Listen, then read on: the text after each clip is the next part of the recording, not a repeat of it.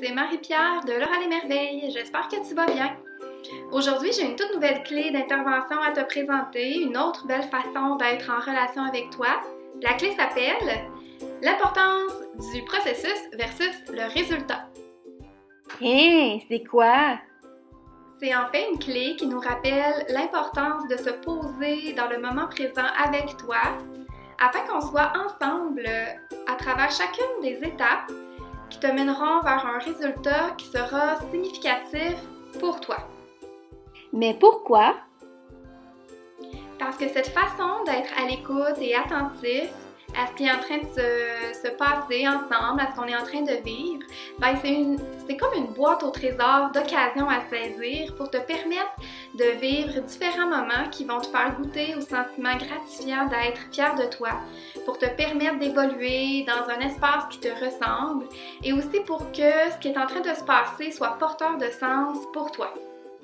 Oh, et comment?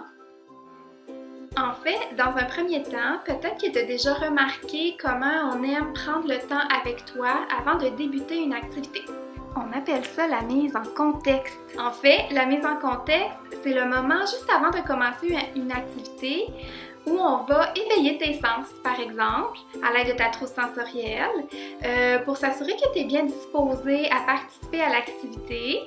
C'est aussi un moment qu'on va prendre pour te présenter le matériel qui est à ta disposition, te permettre de l'explorer à ta manière, t'expliquer comment l'utiliser par exemple, ou tout ce qu'on peut faire avec le ciseau, les crayons. Comprendre aussi pourquoi on fait l'activité, les objectifs derrière l'activité.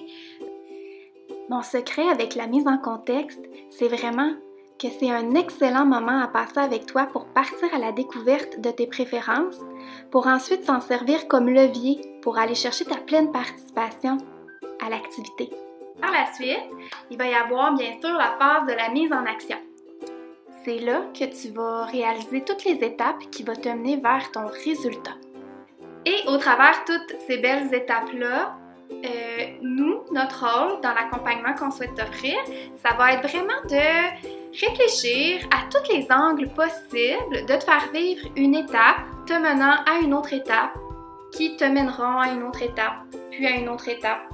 Bref, ça va être de réfléchir à toutes les dimensions possibles de l'activité qui va te permettre de faire des choix, de rire, d'être en relation avec les autres, de communiquer, de t'exprimer. Ça va être important de se ramener à l'essence même de la clé du processus versus le résultat, c'est-à-dire de se ramener au moment présent, à juste être ensemble et à observer ce qui se passe pour suivre le chemin que tu as envie de prendre dans l'activité qui t'est proposée.